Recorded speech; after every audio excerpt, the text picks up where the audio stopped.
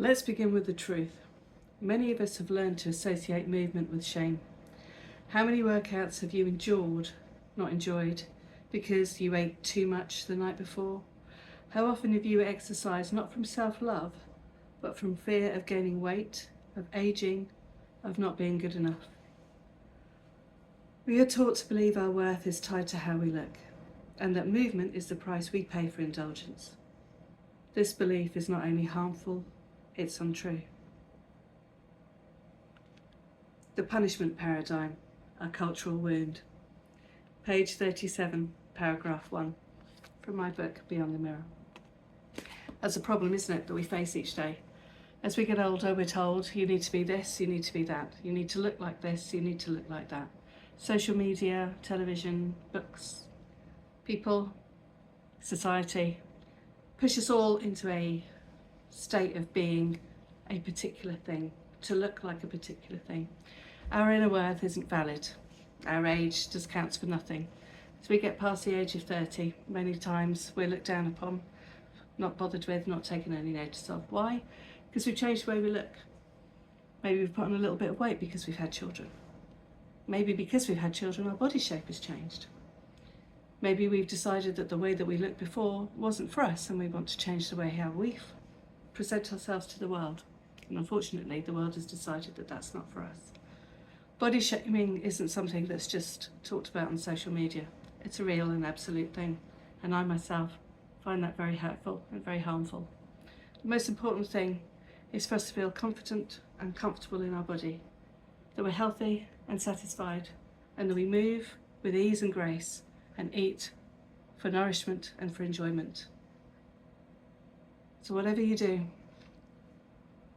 it is an important situation to find yourself in, that you're happy and content with the way that you move, and the exercise that you do, and in the food that you eat.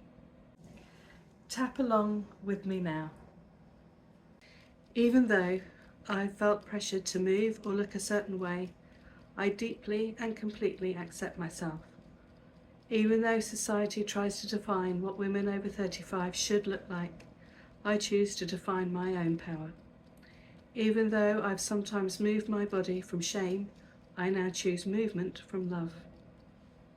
I release all the old rules about how I should look. I let go of comparison and judgment. My body is not a project, it's my home. I'm done letting shame control my movement. I release the need to meet anyone else's standards.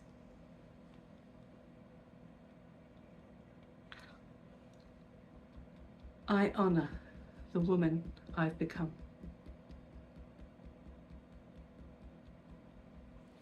I let go of punishment disguised as exercise.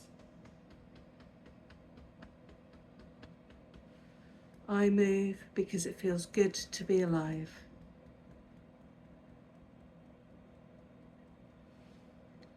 I move with grace and freedom, not for approval, but for joy.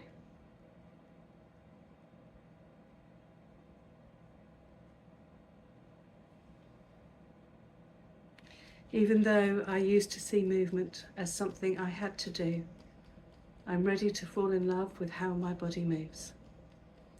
Even though I sometimes resist exercise, I now choose what feels empowered and kind. Even though I once feared slowing down, I honour my body's rhythm. I choose movement that lights me up.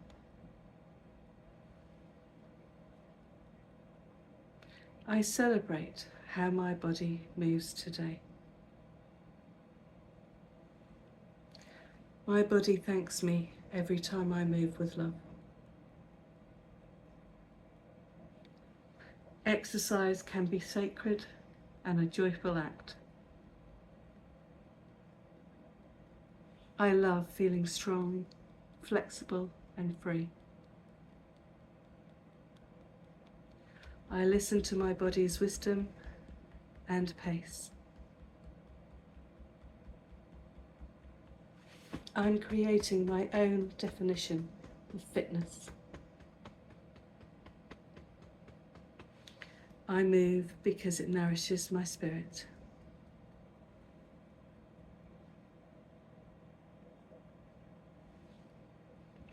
My movement is an act of love. I am graceful, powerful, and alive.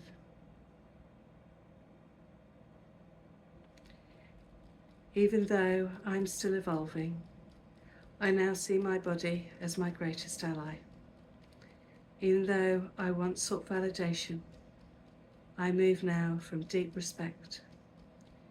Even though society may not celebrate women, I do every single day.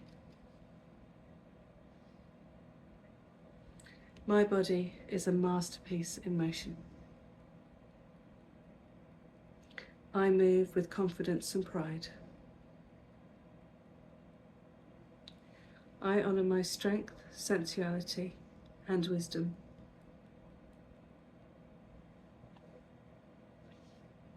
Every stretch, every step is sacred. I move like a woman who knows her worth. Movement is my meditation.